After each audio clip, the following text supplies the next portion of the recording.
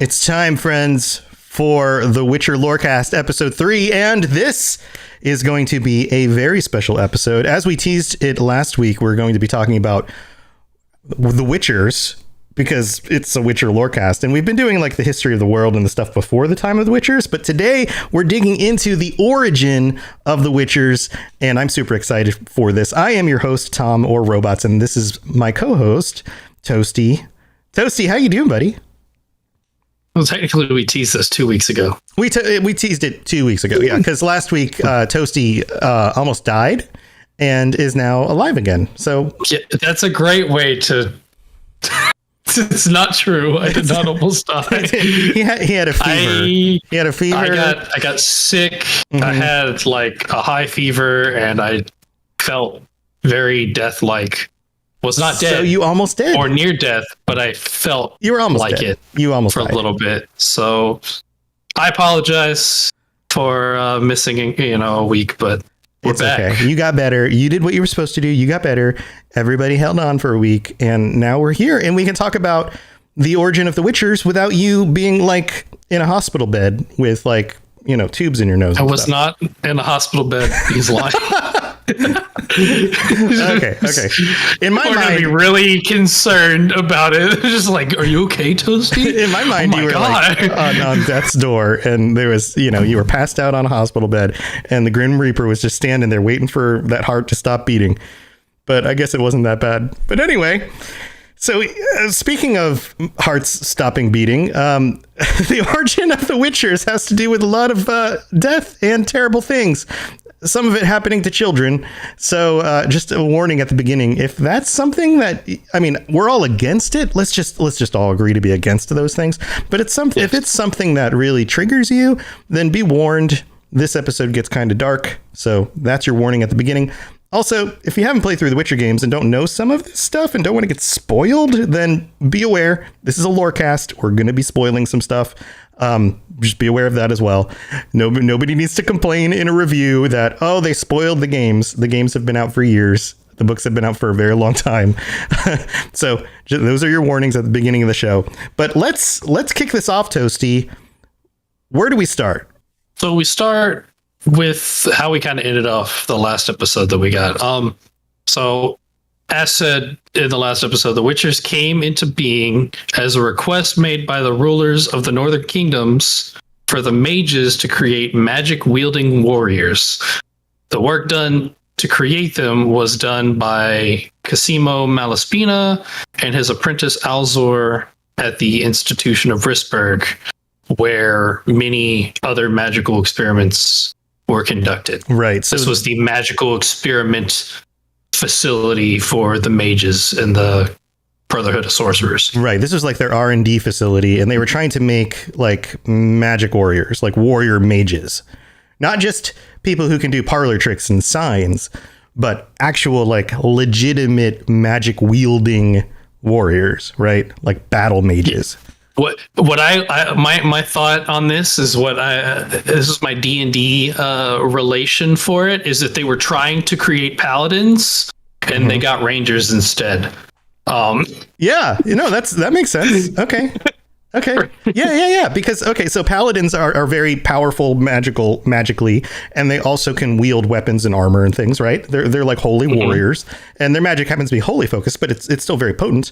But yeah, instead they got rangers. They got people who could take care of themselves out in the wilderness, could go off on their own and survive lots of different things, but aren't necessarily particularly great when it comes to magic.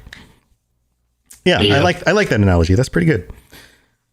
So Alzor traveled around the continent for weeks and collected 38 children before he returned to Rissberg. I love the word here, collected. He collected. He just kind of like gathered them up, just like picking wild berries. Like, yeah, I assume it probably was like orphans and things like that. Although who knows how. They may have had a lot of pool, and they'd been like, I need your child for something to do with Brotherhood of Sorcerers. Or people who owed debts. For like here. Yeah. Or like, but I feel like a lot of times we see this and we see it a bit in like, The Witcher TV show where it seems like parents are willing to just give away the children that they don't want. And so it's probably what happened. That's what I would have to guess happened here. Yeah, so they probably didn't get like the best picks of the potential children. Yeah. So these children, once he returned to Rissberg, they were forced to participate in vigorous physical training, including climbing cliff sides, running trap-laden obstacle courses, dodging swinging pendulums while blindfolded, and many other training methods. And I would just like to say, for people who have either played The Witcher 3, or have read the books, or, you know, I don't think anything in the TV show yet, but we may get there. Yeah. But these sound like pretty familiar training exercises. We've seen these before. There's a nice little intro in The Witcher 3 showing a particular somebody dodging swinging pendulums while blindfolded. Mm-hmm. Yep. So, I mean, I guess we won't go into too many spoilers, but yes, we do see some of this training in the Witcher games. And I can imagine that this would be very difficult for adults to do, let alone children. You know, even athletic adults climbing cliff sides, trap-laden obstacle courses. I mean, this sounds like, you know, blindfolded and dodging swinging pendulums. Like, most people wouldn't make it through these kinds of obstacle courses, or whatever you want to call them. And so, but I guess there's a point to that, right? Like, you only want the best of the best to really make it. With the stuff that they're trying to, because these children are being brought in to become magic warriors to fight the monsters. Mm-hmm. And a lot of these monsters have like super fast reflexes, enhanced strength, speed. You gotta be like the tip top of your physical peak. Mm-hmm. And even that's not enough, right? Most of the time, and go beyond that. As we know with Witchers, they take potions that even increase those natural abilities they have even further. But yeah, if you don't have that foundation of good coordination, basic level of strength, situational awareness, those kinds of things, then even taking those potions isn't really going to make a difference. Yeah. And like you said, it seems like you said most people don't seem like that they would be able to get through this. And surprisingly enough, most of them do. This training does result in the death of 4 of the 38 children, but only 4 out of 38. Yeah. I can imagine. So a lot of them are still left after doing that. I can imagine most of the rest of them are injured at some point, but they at least survived it. Yeah. So, and after this, closer to the experiments, the children are then submitted to a regimen of bubbling mushroom stews and soapy alchemical teas. This resulted in the children becoming faster and stronger, but after a short amount of time, it started to make the girls in the group extremely ill. The number of these children dwindled rapidly as the experiments began, including a girl from Adern named Jagoda, who died in the first week of being submitted to these alchemical ingredients. Right. And our listeners need to remember that this is the first time they tried to do this at all. This isn't like the process they always go through. It was during this first group of children, this first 38 children, that they realized that for some reason the female children couldn't make it through the training, and especially the chemicals, the mushroom stews, the alchemical teas, the something about the chemistry in that didn't work with their system and made them sick and started to kill them, which is why when we go further into the stories and into the games, all of the Witchers are men. And it's not because they were only choosing men. They wanted to choose women and men, but the women, something about their biology didn't take, and it became deadly to them. So they just had to go with men after that.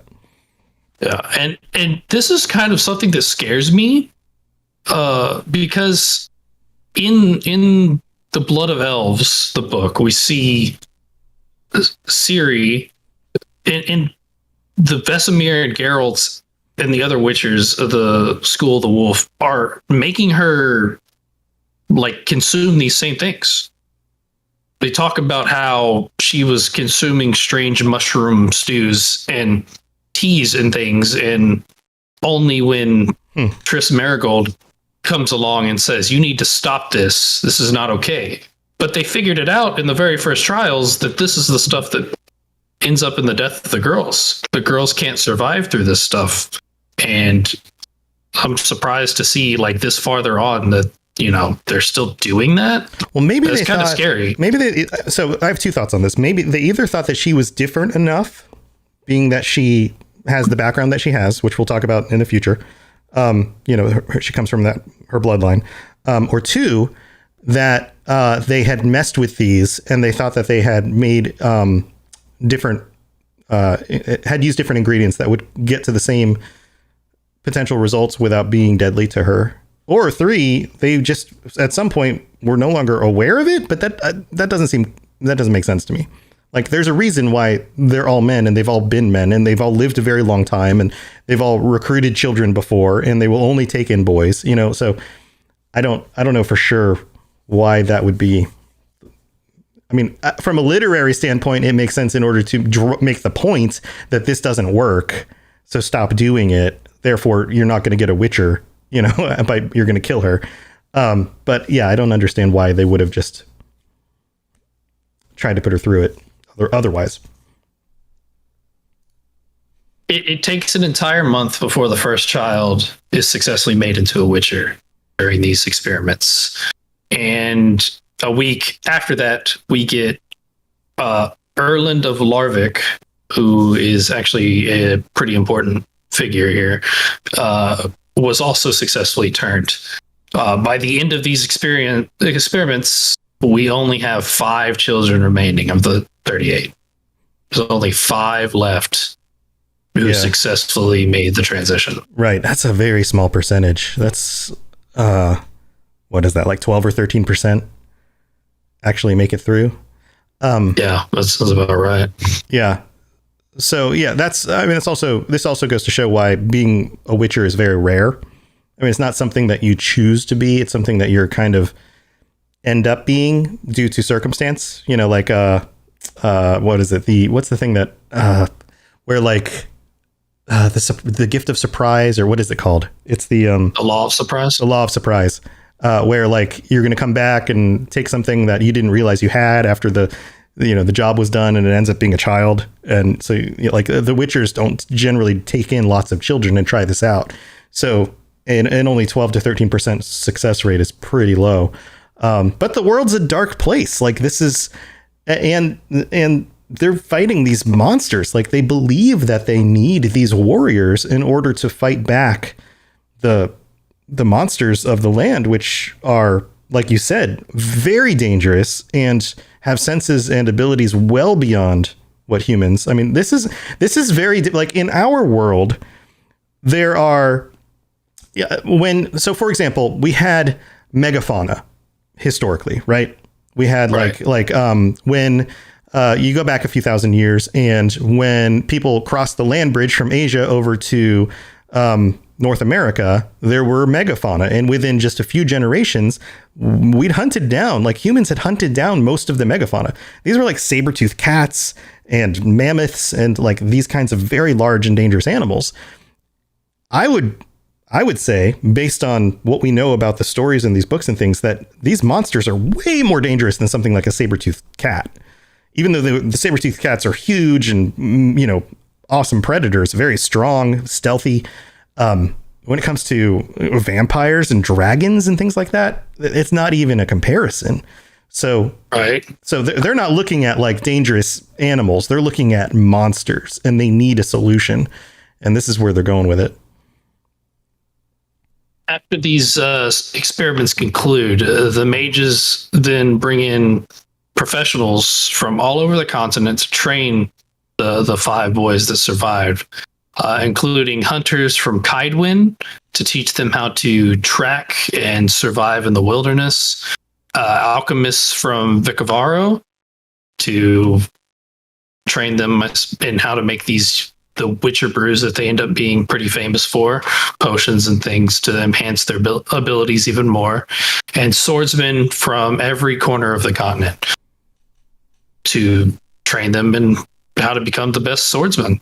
Right. We all know that a Witcher's most important tools are their two swords. Right. And they already had mages there because the mages were the ones who had set this up and were heading it up. So they were already there to train the Witchers in magic. But as we alluded to earlier, that didn't quite go to plan, right? Right. So it was also during this training that it was discovered that these new Witchers had limited magical capabilities. They were not the magic wielding warriors that they're expected to be able to, fight the best as swordsmen and also be able to wield the same amount of magic as mages, because that was what was expected. The most we ever see from Witchers is their capabilities of their signs, and the signs are very, very small pieces of magic. It's not even close to what a full power sorcerer or wizard could do. Right. It's like barely apprentice level stuff. Right. Mm-hmm. Yeah. So what did they do? So what did they do with the Witchers then? They banished them from Rissburg. They told them that they were failures and told them to get out. But luckily, we didn't get... some people didn't give up on them. So Alzor, Cosimo Malaspina, and Idaron of Ulivo, who was a sort of apprentice to Alzor, took the children that were remaining to the abandoned Morgrig Castle in the Kestrel Mountains and decided to continue the experiments and training to see if they could perfect it. Right. So we talked about these guys on a previous episode and how these guys were kind of, they went against the grain of the mages groups that they were a part of. And they were outcasts. Yeah, they were outcasts. They would kind of work outside of it. Outcasts. And this is the reason. I know I didn't have a clear answer last time, but this is the reason here. They decided to continue the experiments when they were told that it was a failure and they needed to stop, and were probably told to move on to a different kind of experiment. And they were like, nah, we believe in this project and we're gonna stick with it. And they left with them. Yeah. So I would imagine that if they hadn't had the help of these guys, that they may have gone out into the world and lived their lives, but I don't know that we would have had Witchers later on in the story. It was because of these mages continuing to work with them that we actually have a continuation of these Witchers and the things that they've learned. You think so? If they'd just gone off, who's to tell what would have happened? Because it's just 5 guys. Yeah. If they decided not to stick together and just gone off on their own, they probably would have went to go fight the monsters or do whatever work that they were, or been mercenaries, able to do. Just been really, really probably would have strong been mercenaries. Yeah. But we can see that it's only a matter of time, and once they were seen to be too good to be used on purely just humans, then they probably would have moved on and probably would have been hired to kill monsters anyways. And eventually, without the continued training and additional help and experimentation that gets done, they probably would have been a matter of time before they found a monster that was too tough for them. Mm-hmm. And then that's it. That's all we would have had, just the 5. Right. Plus I would imagine that these mages, they come from a world of aristocracy, organization, those kinds of things. The Witchers were children who were just trained. And so by the time they're released, they're probably still teenagers or young adults at the most, at the oldest. And they're sent out into the world. They would have needed these adults to organize them and to form them into something more than just the component parts of just 5 individuals going off into the world, right?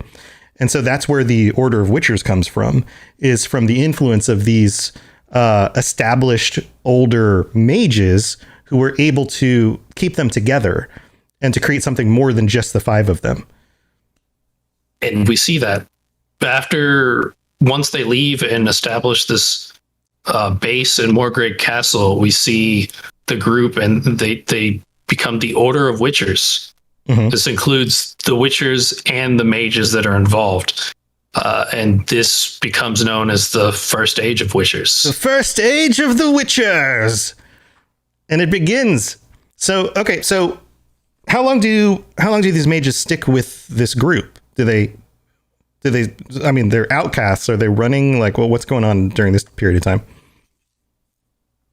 So they stick with them. There's no determined amount of time, but it says that they stick with this for many years. But eventually, I'm just throwing my blanket over there.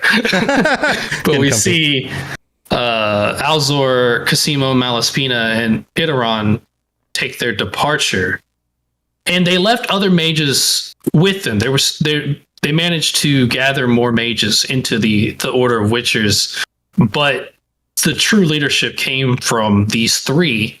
And once they leave the order without a leader.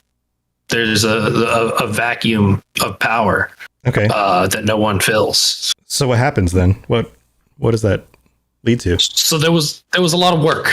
They had an abundance of work, even though they weren't as successful as the rulers and the mages wanted them to be. Mm-hmm. They could still take on the monsters. So they proceeded to fill out contracts and things, but because even though there was an abundance, the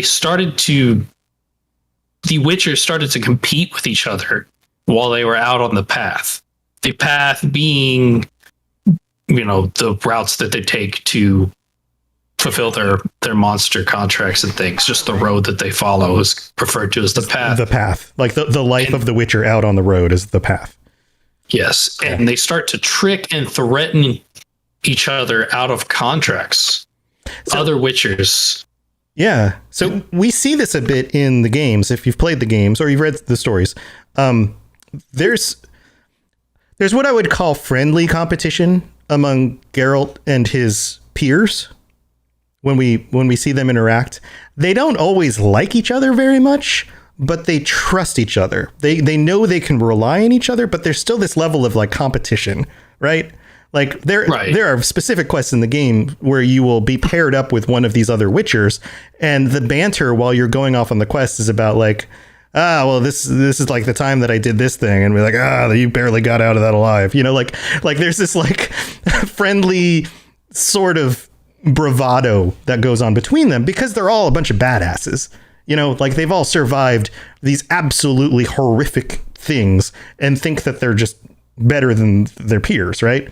But deep down, there's this like level of, it's almost a familiarity you get with like siblings.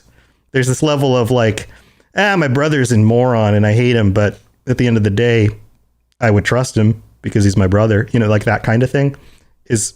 I mean, we see that because the story that we follow is Geralt. Mm-hmm. And so we're most closely tuned into the life of the School of the Wolf.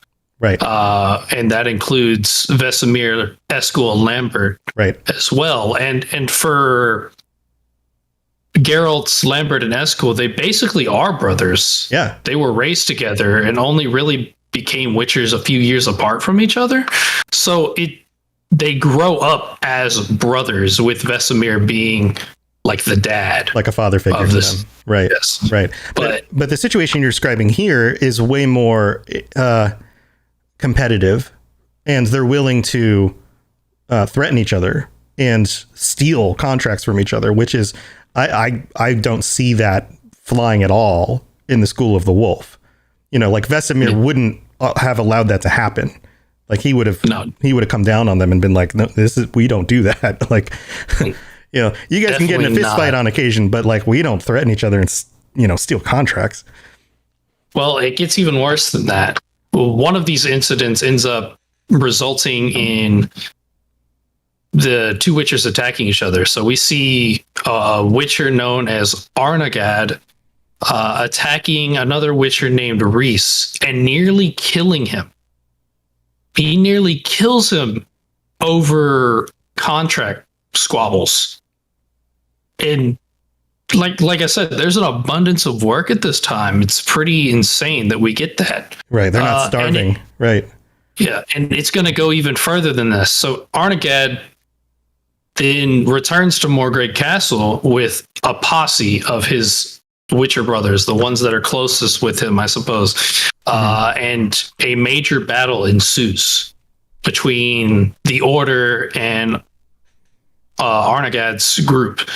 And the Order comes out victorious, but they lose a lot of their, witchers and mages in the process. And Arnagad survives this and ends up leaving the Order. He says, "I'm done," and he takes off. And this is the catalyst for the fall of the Order of the Witchers. So this is the event that results and leads to just everything that we've had so far. The golden age of the Witchers is what this era is referred to. And because of this, it just all starts to fall apart. Yeah, I can imagine that, once somebody leaves and says, I'm going to make it out on my own, I don't have to deal with you guys telling me what to do anymore, then others feel like they can do the same. And we don't know a whole lot of details about this, right? We just have a sense that this was the beginning of the decline. But in situations like that, I would imagine that somebody like Arnagad might be even poaching other Witchers from the main group and tempting them over to his side. Like, why are you going to do what they say you can and can't do? Why don't you come with me and do what we want? That kind of thing. Well, it's actually, that's actually correct. So, fun fact, and this will be something that we can probably delve into a bit further in the future. Arnagad is the originator of the School of the Bear. He creates the School of the Bear, and like you said, probably starts poaching people, and he starts pulling people into his school. Mm-hmm.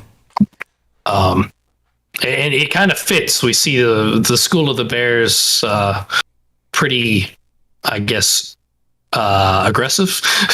So yeah, it's a very aggressive person that creates it. So makes sense. So we're gonna go into all the different schools in the future. In fact, we may not get through all the content on this episode alone. I don't know that I mentioned that at the beginning of the show, because there's a lot of stuff to go over. So this might be a multi-part episode. Yeah. I started writing this outline and it turned into 6 pages real fast. And I was like, oh, okay, this may need to split up. And this doesn't include anything about the schools on it. So it's going to be even more. Right. But yeah, so we'll definitely go into the schools later on. I think that's one of the coolest aspects of the Witcher lifestyle. So yeah. And in the games, we even see situations where Geralt runs into somebody from a different school and how that kind of works out, which is interesting. But I won't spoil that on today's episode. Right. So how does this period of time continue? Did other people splinter off? Other schools are formed?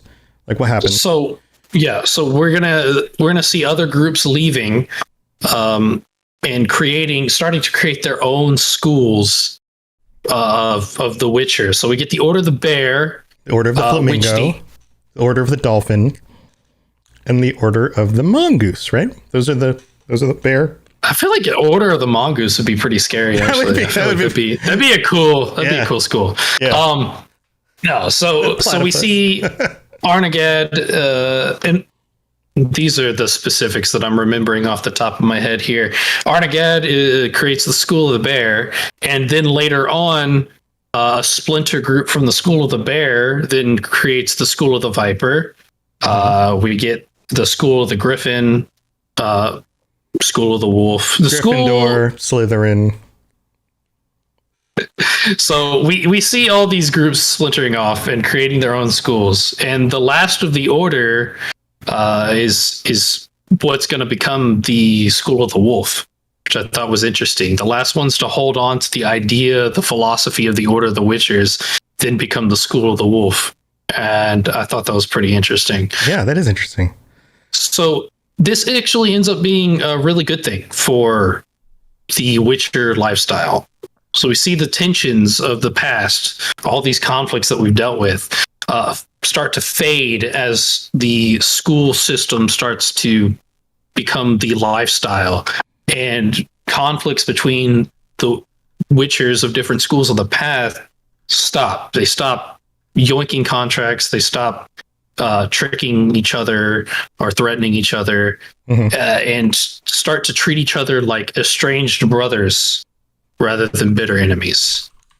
So we start to get into what you said before, where it's kind of a, like brothers friendly competition kind of thing, as opposed to this violent kind of acts that we saw before. Yeah. And unfortunately, after this, the Witchers, this system would prove to be too successful, and monsters start to dwindle out because of the success of the Witchers, and become rare. And churches start to spread propaganda against Witchers. Rulers start to view them with distrust, and the Witchers would become the monsters in the eyes of the public rather than the monsters that they were in charge of hunting. Right. I feel like this is a very common, story trope, but also something that happens in the real world. Like the person who does the right thing and does the thing to help the people gets turned against once they're no longer needed. Like this is something that like gets villainized. Well, yeah, I think this happens pretty often. Like humans don't like to, they don't view things that are different in a kind manner. Right. Like we see something different, and our first, I think, instincts are to hate it. Kill it with fire. And yeah. Yeah. And it sucks. It really does. Especially for everything like the Witchers do. I mean, they're super successful. They make monsters not even a problem anymore. And they get hate and disgust out of it. Right. Rather than appreciation. Kind of like scientists in vaccines. If you think about it. I'm gonna get a post here where somebody says something like, "You're gonna get one of those reviews." You're being too political, and it's like, oh my god. Okay, so facts, friends. My wife is a scientist. She runs a lab at a university. She's a very high level person. I've studied science for a long time. Vaccines are real. And without vaccines, we would all have polio and smallpox and have died by the age of 4. Okay, so like, let's not villainize scientists and vaccines. They're good. They've saved you from the monsters. Like that's the same exact thing. It's the same thing. But Tom, vaccines cause autism. But they don't. That's the thing. I don't actually. I just want to put out a disclaimer. Right. I don't actually believe that. I'm being the bad guy here. You're playing I'm being devil's advocate. General public that hates the Witchers. Okay. Right. You're the But like that's like the facts are that they don't. Like it's like that. What was it? I don't know if the college humor Google search videos from I don't even know how long ago. I remember those from high school, but where it's like somebody Google search vaccines cause autism, and he's like, well, I got 10 million searches that say that they don't, and I got one that says that they do, and she's like, I knew it. Like, right, because there's one thing that proves it. Yeah, no, that's a whole nother topic, and screw the British guy who faked the evidence that tried to prove that it did, because that guy is a complete douchebag and has gotten thousands and thousands of people killed. So yeah, go look up that information if you're interested. But all right, so this is a cool start to it. You know what? We've got some information coming up after the mid break about WitcherCon, and we've got a lot of information about that, and it's coming up very soon. So Toasty, here's what I think we should do. I think we should put a pin in the Witcher stuff. We should go to the mid-break. We should thank people for listening. And then we should spend the rest talking about the different panels and the things coming to WitcherCon, because that's going to be freaking awesome. And then we can pick up next week with more details about how Witchers are made, some more specifics. Sound good? That sounds good to me. All right, let's do it. Very well. Let us get this over with. Something has infested my vineyard. Great. Let me go prepare my something oil then. Love it. I still love those. They're so great. Yeah, that's so good. So thank you everybody for joining us and for tuning in and checking out the show. And holy crap, guys, you guys are awesome. We've had enough listeners to start showing up in the top podcasts for iTunes for video game podcasts, which is kind of cool. Toasty, we're up in like the top 200 already, and we're only our third episode. So there's only one episode on iTunes. There's only one episode because iTunes is an idiot. It posts the second one, but not the first. Everywhere else has both episodes. So I'm gonna re-upload it. If you're on iTunes going, wait, I thought this was the second. No, this is the third episode, and we'll fix it. I'll figure out what I can do. iTunes is weird for the Fallout Lorecast and the Elder Scrolls Lorecast. The first episode shows up second, and there's some random episode that it lists first, even though it's clearly numbered. And everything else I've done in the the program you submit the shows to and post the RSS feed and all that stuff is correct. I've triple checked these things, but for some reason iTunes just does not want to list the first episode as the first episode, and for this show it doesn't list the first episode at all, which is super weird. So I will be reposting that. If you haven't caught that episode, it'll be up soon, so I apologize for that, and thank you for hanging out just waiting for us over this last week for Toasty to get better. But yeah, we'll get it all figured out. But thank you everybody for tuning in. And if you want to help us continue to rise in the charts and to help make sure that we can do this as a full-time thing and keep the show going, please share it with your friends. If you know other people who are into the Witcher games or the books or the TV show, we're going to get season 2 very soon. We're going to be covering that when it comes out. Toasty here, I'm sure will have another one of his crazy boards with the pins and the papers all up on the wall, figuring out what's going on with the TV show. I got to get my office first, but it's going to happen. He's going to do it. We didn't get a Yennefer teaser last week, which is unfortunate. We had the Ciri and the Geralt one, but no Yennefer one. It seemed like they were going in that direction, right? Yeah, I think that's what I thought. I was like, okay, we got Ciri, we got Yennefer, we got Geralt. We need Yennefer. That's the trend.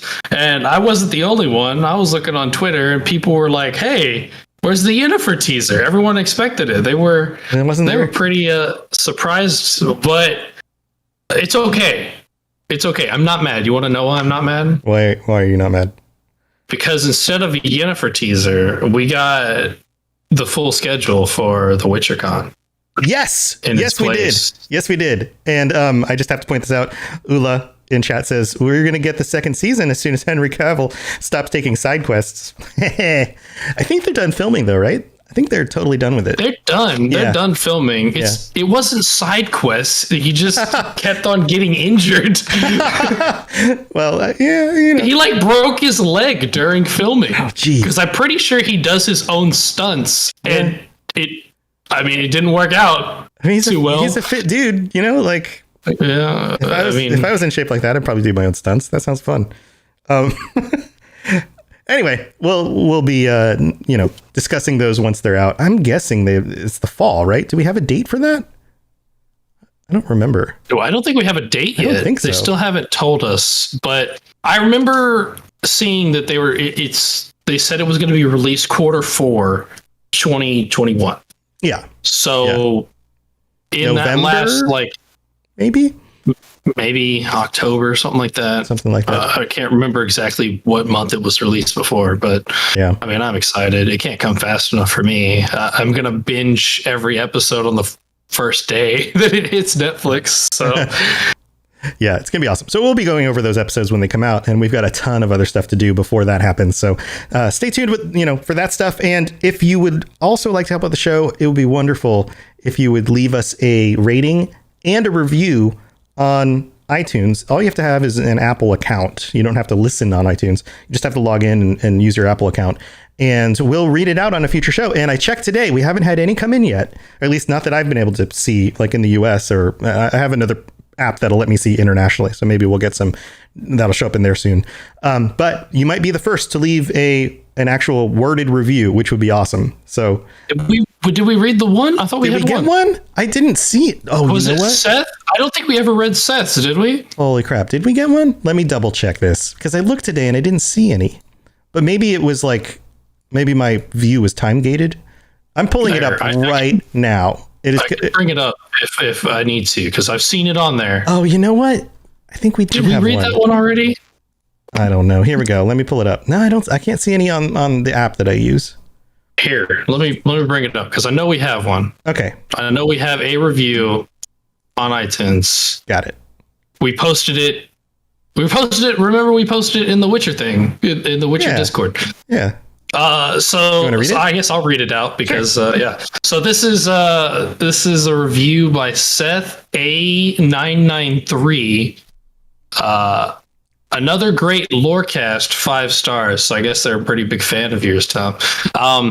He says he started with the Cyberpunk lorecast and got sucked down the rabbit hole that is the Robots Radio and all the other lorecasts that come with. Love The Witcher and excited to learn more about the world. You can tell both hosts love The Witcher and both bring good information and insight into the world and lore. Sweet. So thank you very much, Seth A993, for that review. Our first review. All right. So we did get a first one in. For some reason, my thing is not pulling it up. I don't know what's going on. But you could be our second review. So please take the time to go do that. We would very, very much appreciate it. And this show will only be as successful as you guys are in helping us to support it, because we don't advertise the show like on billboards or anything. I don't know if anybody advertises podcasts on billboards, but we don't do that. So if you share it with your friends and leave reviews, that's one way to really help us out. All right, let's go talk about WitcherCon. You smell of death and destiny, heroics and heartbreak. It's onion. Right, yeah. Right, yeah. All right, so WitcherCon's coming up on July 9th. It begins. It is very, very soon.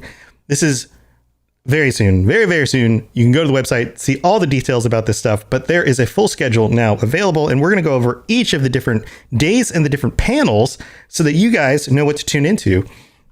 And it starts on the 9th, which means by the time this is up for everybody, it will be 2 days away, because this will go up on the 7th or no, you know what? I'll try and get it up tomorrow. Try and get up on the 6th, so 3 days after when this goes up.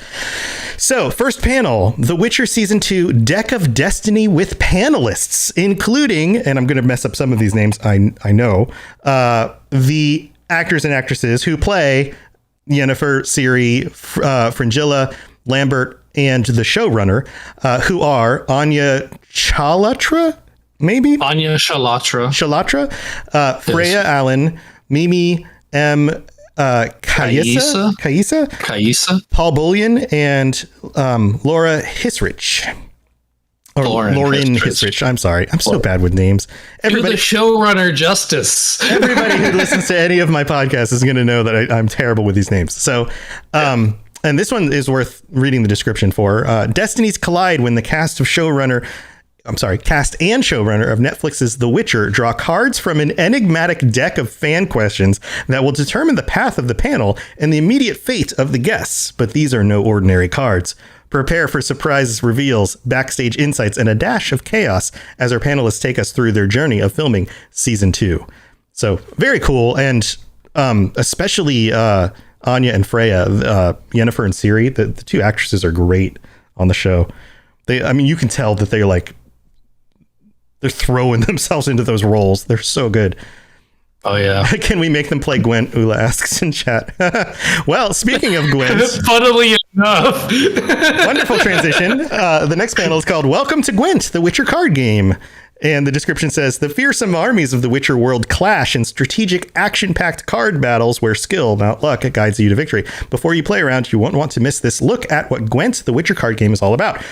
So if you haven't tried out Gwent, it's a really good game. It's based off of the game you play in The Witcher 3, because you can play Gwent in The Witcher 3. That's the big joke, is that Geralt has, some world-ending things to go do and to save Ciri or whatever, and he ends up just going and hey, you want to play Gwent instead, and just plays Gwent with the barkeep. So it's definitely worth checking out. It's a really cool game, and that sounds more like a commercial, but if you've never seen it played, it might convince you to try it out.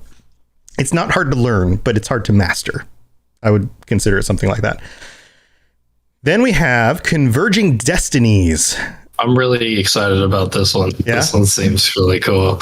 So it says, the Witcher's Yennefer of Vengerberg and Princess Cyrilla of Sintra experienced extraordinary changes and challenges in season 1, but their evolution is just beginning. Actors Anya Chalotra and Freya Allen look back at their characters' journey so far and preview what's in store for season 2. So more about these badass ladies from the Witcher TV show. So that'll be fun. It's always interesting. Toasty, I always find it interesting to see an actor's view of the character they portray, because there's so much more in their heads about who the character is than what gets specifically shown in the TV show or movie, because they've got that background in order to pull from for the emotion and the reasons why the character is doing what they're doing and how they portray them, you know? I'm really curious, like, I think that's pretty interesting for them, because we know Henry Cavill, I mean, he wanted this role as Geralt because he was a huge Witcher fan, and he like read the books, played all the games, like he was super into it, and he was like, I feel like I can do Geralt of Rivia justice because I know so much about it, and I can do a gruff voice. And so he has all the knowledge, he already had all the knowledge, but I mean, not to say that they're not, fans of the stuff, and maybe they probably they are. know quite a bit, but I mean, I can't imagine that they have as much as, a diehard Witcher fan like Henry Cavill was. Yeah, but so maybe they are, like, we don't know. Like, maybe that's something that will be revealed, or maybe they weren't as much of a diehard fan, but maybe they, were familiar with the work or the games or something ahead of time, Yeah. That could be a thing. So there's another panel, Memories from the Path, Stories Behind the Witcher Games Part 1. And this says, for over 13 years, the Witcher series of games has captured the imagination of gamers worldwide. Now the developers behind the games discuss how they brought their immersive stories to life, before revisiting old memories, uncovering forgotten artifacts, and reminiscing about their favorite moments from the franchise. So this will be cool. This will be like a behind the scenes with the developers. This is how the games started, and this is how they evolved, that kind of thing. Then we have another panel, same day. This is all on that first day. Geralt of Rivia, the panelists. Geralt of Trivia. Trivia. There we go. And this will include Lauren Hisrich, the showrunner for the TV show. Declan DeBarra, the Witcher Blood Origin showrunner. That's the second show that hasn't even come out yet, but is in production. Blazej Augustinek, and Ula's going to yell at me. Augustine. Yeah, that's a hard one. I can't say Polish names. My Polish names. My American tongue is not set up for this. The acting lead quest designer at CD Projekt Red, and Philip Weber, the acting lead quest. I guess they're both acting lead quest designers. The other acting lead quest designer at CD Projekt Red. If you're fans of the show and haven't played the game, CD Projekt Red is the developer that makes the Witcher games. And it says here, it's a meeting of the Witcher masterminds as key creators of the Witcher games and the Witcher Netflix series team up to test their knowledge of the wider Witcher universe. In this pub quiz style game, behind the scenes tidbits and spoilery sneak peeks are prized just as much as the correct answers. So, yeah, cringes. Try pronouncing Blase. Is that Blase? I don't know. Probably not. Ula's quizzing me in chat as we do this. Then there's Inside Kaer Morhen. Oh, this is going to be cool. Yeah, Kaer Morhen. So cool. The home of the wolf school. Throughout its many portrayals in the games and on screen, Kaer Morhen has long been the sanctuary of Geralt and his Witcher brothers. But what's the history behind this ancient castle and its place in Witcher mythology? Here's everything you need to know about the beloved home of the wolf school. So this will be cool, especially for you guys that are interested in lore stuff. This is big. Then, and this was a big brand new announcement. We didn't have time to talk about this because we didn't do a show last week. Monster Slayer: Live the Life of a Witcher, the new mobile game, is coming out, and this is going to be a peek at that.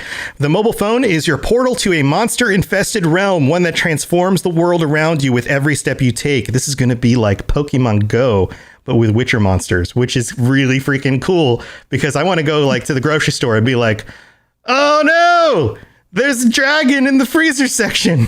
We have to go fight it.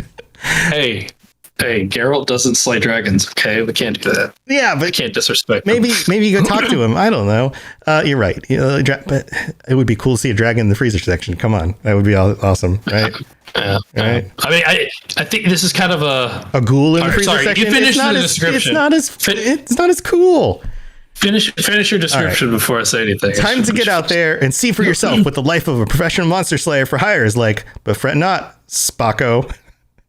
Part of the CD Projekt family is here to prepare you for your journey on the path. Spocko, is that a character in the game? Oh no, let me look this it's up. part of the CD Projekt. It's probably somebody who works at CD Projekt who's talking about. It's the person hosting the panel, or it's not really a panel, but the thing about it, right? Framework of its capital group, Spocko. Oh, it's it's like a different, I guess, branch of development that is going to work specifically on the Monster Slayer thing. So that's cool. There you go. I mean, but I'm excited about this. By the way, for anyone, I believe I saw the date. This is going to come out July 21st. I'm really excited. Oh man, that's soon. That's so soon. Yes, that's the release. I've been pre-registered for this thing for a long time. Like the moment I found out, I got an email and it was like pre-register for the Monster Slayer app, and I was like, I can't do this fast enough. Like, I'm excited. I mean, did you ever get into the Pokemon Go? I did a little craze? bit. My wife played it more than I did. I didn't really do much.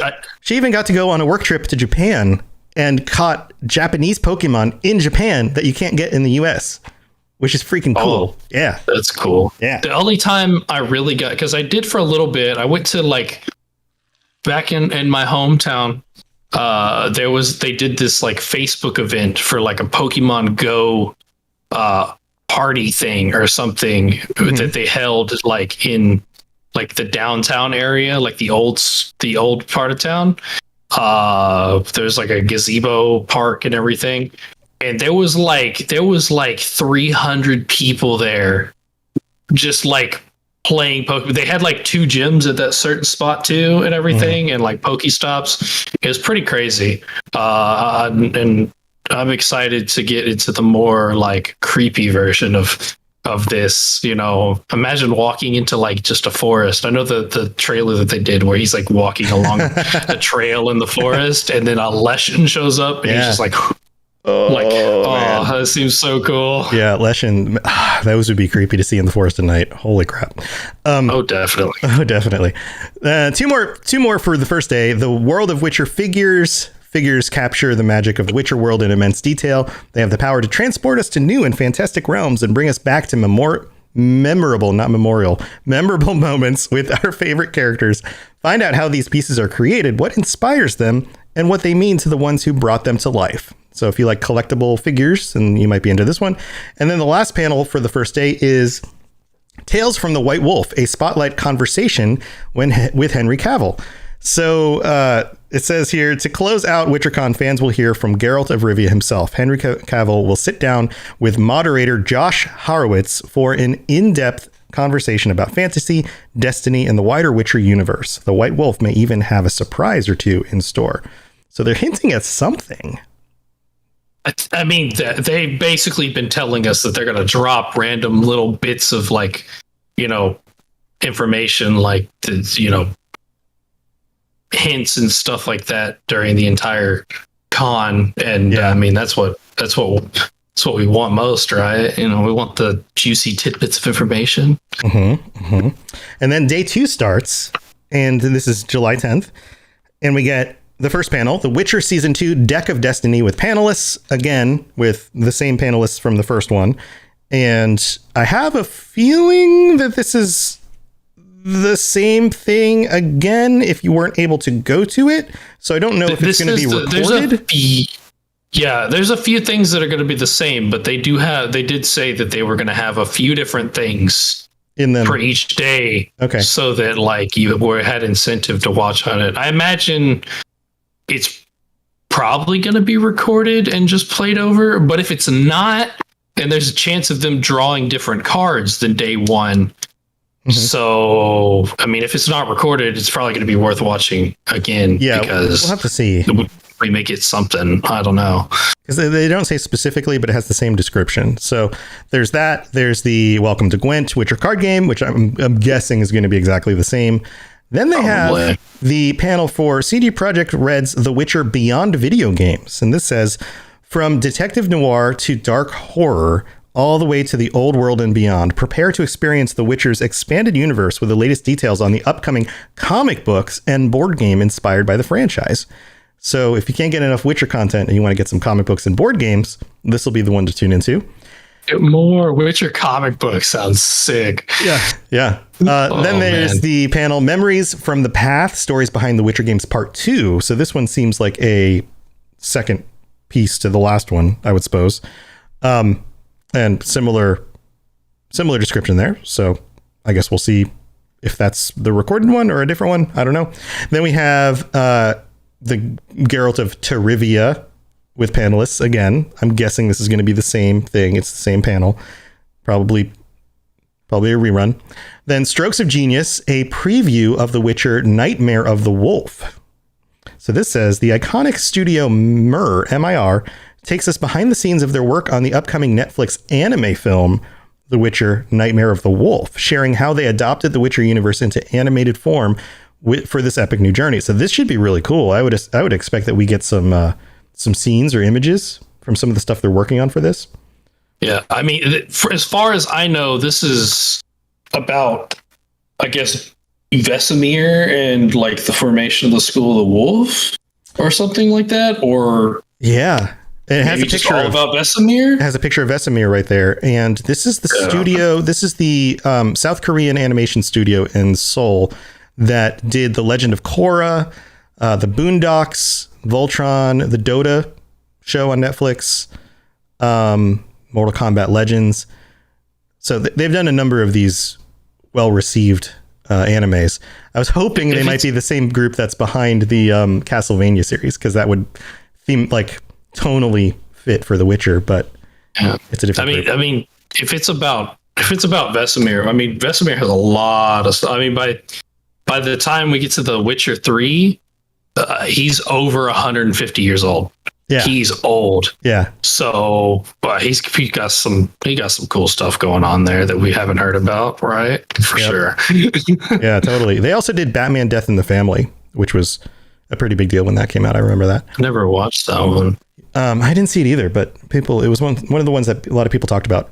Then we have Monster Slayer Live the Life of a Witcher again, about the mobile game, the World of Witcher figures again, and Inside Kaer again. And then the last panel, Tales from the White Wolf, a spotlight conversation with Harry Cavill again. So it looks like the number of reruns for the second day with a few new things. So if you don't catch the first day, tune in for everything just in case there's something different. Right. Who knows? Right. So yeah, so that's coming up. It seems like a bunch of cool stuff. I can't imagine more than this. I mean, they're talking with a bunch of the people from the show, a bunch of the people from behind the games, behind the collectibles, behind the shows, behind the new games that we haven't even been able to try yet. Like, what else is there? Like, this is like everybody from something. I mean, I think it's just them, they're realizing like, hey, we're about to drop a whole bunch of new content on you. I mean, we're getting Netflix series season 2, an anime, a Witcher anime, basically, comic books, board games. I mean, they've said that this is not going to include an announcement. Yeah, they said that this is not going to include an announcement for The Witcher 4. But they didn't say that it wasn't going to include any kind of teasers for The Witcher 4. Yeah, what if we got like a teaser trailer? I mean, like, that would be great. I know they've been focused on Cyberpunk and getting Cyberpunk, working better. They did put out an announcement last week that they feel like they've gotten it to a level of playability that is acceptable. And some people disagree with that. But if the studio says, my point here is, if the studio is putting out messaging like that, it probably means that they're getting ready to put out other messaging, because that allows them to say, we've said that this is at an acceptable level, so now it's going to be okay if some of our developers are now working on something else, right, everybody? Like this, it's one of those like preparing everyone for more news kind of messages. So maybe. I mean, there's a lot of people still out there that think that they should just give up on Cyberpunk and get The Witcher 4 out. They're like, it was a failed. Let's go back to whatever. I mean, yeah, I disagree, but it's not important. I was actually they're still gonna work. I was gonna ask something Cyberpunk stuff too. Yeah, Sure. I was gonna ask though, because I know they recently hire a new lead quest designer. Mhm. Is that this Philip Weber guy? Or do they have separate lead quest designers for games? I would imagine they're separate, but I don't know. That's a good question. I remember y'all talked about it. There was that article, and they talked about it for Cyberpunk specifically. But Right. I don't remember the guy's name. New lead Cyberpunk designer. Let's see if this shows up real quick. It's a new game director. So they had two new positions they filled. There's a new game director, and then there was... I thought I'd seen lead quest designer, but maybe gameplay designer. Here it is. The lead gameplay designer. Andrzej, I can't say names. Zawadzki. Is this the same guy? Okay. No. He shows up somewhere else in here though, doesn't he? I feel like I just saw that name. Maybe. Maybe. I don't You can clearly tell that we did our homework before we started this podcast. But like sometimes when you're doing shows like this, no, he doesn't show up in here. I just searched his name. The questions like this don't come to mind until you actually like talk it through, and then somebody else brings it up and is like, wait a minute. So no, I think that they've messaged that they've split the teams at this point, and that they've hired up for both. So I would imagine these are different teams now, and they're siloed off, working in their own games. So who knows? To say that like something like The Witcher 4 is now under development wouldn't be a surprise. So, I mean, I feel like you always got to have someone working on something separate. Like, I mean, I'm not a game designer, so I don't know. Let me clear myself real quick before I say anything. But I imagine that most studios have at least some group of people working on like the future game, right? There's while always still working on the current game. There's always the early design phase where it's just coming up with concept, story, art design, those kinds of things that get done before you get into development oftentimes. So yeah, I wouldn't be surprised if some of those people were pulled into this other team to start working on like, okay, what's the story going to be about? Where are we going next? Who's the main character even? Like, are we going to get like a Siri focused game? Like, that would be amazing. Thanks for the follow, buddy. What if Siri was the main character? Like, we've told just Geralt's like story. wondering where that's going to go from. Right. Yeah, we kind of got to. We've told We Geralt's kind of got story, right? Siri too, though. But Siri's That's still another young. thing. She's still I guess it depends, but it depends on the canonical ending. canonical engine. Yes, right. Yeah, right. because or I do mean, they go if into Siri, the past? Do we go back in time? Do we go back to this? Like we talked about the original Witchers in this episode. Do we go back to the time of the formation of the schools and the rivalry between the schools and a much more dangerous world where monsters are more common? That'd be cool. That would be cool. I mean, I'd be cool with that. Yeah. I mean, there's a lot of other stories to tell in this world. It doesn't have to be this point in history. What if they made like, because I know, okay, Witcher's already an RPG, technically. But you design your own Sort of. Witcher and you get to choose what school you're in. Like a more open, like an open world Witcher RPG where Right. like you start off the game and it's like, you know, it's asking who you are. Maybe there's some sort of stat system. It's like your backstory, pick your school. Yeah, or a You more can pick from, MMO like, the style, like, or game as service style, where you pick your school and you can run into other Witchers working on the same contracts and you're competing with them. I mean, because there's a lot of schools. I mean, there's Right. Well, let me. What if it was like Griffin, Red Bear, Dead Viper Online? What if it was Red Dead Online style game where it's relatively sparse that you run into other people, but you can. And you're off doing your own quests. And you could team up with other people and take on quests as a group. Just like in Red Dead, you form your posse, right? But then you could also like break off and do your own thing, and you could run into other people or not. And the story kind of plays out. That could totally be a thing. And if the world is interesting the way it isn't, like CD Projekt Red just needs to freaking hire some of the developers who worked on GTA and Red Dead Online and just tell them, hey, make our worlds feel more real.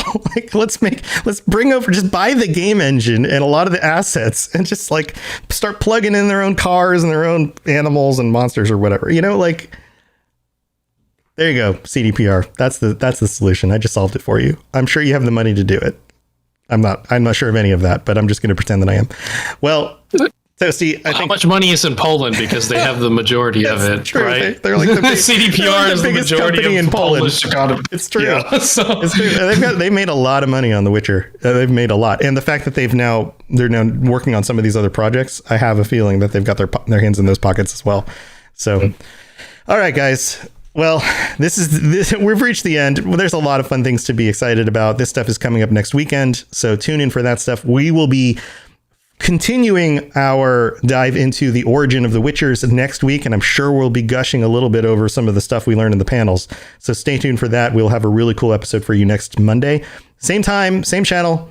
We'll see you guys then. Toasty, do you have anything to share? Anything else going on that you want to say before we head out? Yeah.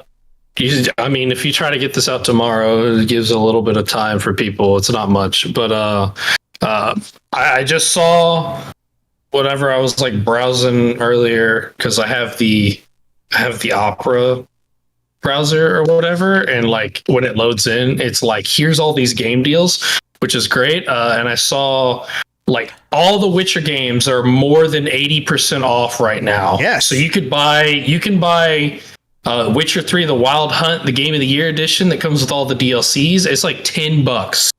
You can buy it for like $10, and that's the whole game plus the DLCs. That's kind of crazy. Witcher 2 is like 84% off right now. The Witcher Enhanced Edition is like 85. So like, I mean, all of these games are like $10 or less. So yeah, go pick them up. If you're didn't go getting them, that's on Steam. I'm not sure about other places, but yeah, I also saw a deal for GameStop. If you are into CDPR games and you want to pick up Cyberpunk and you didn't pick it up because of all the negativity at launch, it's still a game that's totally worth playing, and it's on sale for $18 on PlayStation and Xbox. So $18, they've fixed a lot of the stuff that was broken with it. For $18, it's absolutely worth playing. There's still a lot of good stuff in there. It's not as developed in some ways as what a lot of people wanted, but there's a lot of good stuff. It's totally worth it for $18. Still a good game. Still a good game. So $18 at GameStop right now. You can get that as well. Yeah, cool stuff, man. We've got the Xbox, speaking about other games, we've got the Xbox Game Pass show coming up next. And Toasty, we're going to be talking about the Game Pass gang. This is our group of people who are now on the Robots Radio Discord. This is our Xbox Game Pass, buddies playing games together. And Toasty is part of it, and N7 Legend Sam, who's my co-host, very accidentally part of it, by the way. You're part of it, and there's a bunch of other people playing games together. And we got together just the other night, and we played Gang Beasts. Saturday night or Friday night? Friday, I don't remember. Was it Saturday? Friday night. Anyway, if you've never played Gang Beasts, you're like these little jelly people, and you pick each other up and try to throw each other off of buildings and stuff. And it is absolutely ridiculous. And we're going to be talking about that and some of the new games on Game Pass and the new games we tried out recently and the new stuff coming to Game Pass and all that stuff. So stay tuned for that if you're watching live. And if you haven't checked that out, go look it up. It's on all the different podcatchers, and you can get it wherever you're listening to this. And it's not just about, it's about Game Pass games, but if you like video games in general, those games are available other places. And if you're not on Game Pass and you have PC or Xbox, it's a crazy good deal. You can get it for like $1 right now. It's super helpful. Like the show's super helpful. I listened to all the episodes recently, and like y'all talked about a few games on there that I'm probably going to be interested in trying out. Yeah. And like these are games that you would have no reason to know any knowledge on. Yeah. They're just they do it for you. They do the research and the testing for you and tell you what it's like and everything. So, if you're curious about any games, if you're getting bored lately because it's been a rough couple of years for games, it's been a good few years. They got the skinny. Anyway, there's lots of stuff on there, and we're always looking for more people to join us to play games together, whether that's on PC or Xbox. So go check it out, and follow the tuned. Twitter. Witcher Lorecast, by the way. Yeah, that's probably we've got a Witcher Lorecast. Yeah, at Witcher Lorecast. Follow us on Twitter as well. All right, guys. We'll see you next week. Thanks for hanging out, and stay tuned for the Xbox Game Pass show. Xbox X Pass? Did I say Xbox Game Pass? You said X Pass. X Pass Game Box show coming up next. See you later.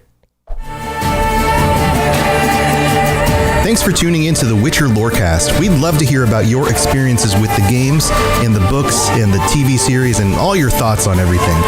Please check out the Robots Radio Discord and follow us on Twitter at Witcher Lorecast. You've been listening to a Robots Radio podcast. Smart shows for interesting people. Check out all the shows at robotsradio.net.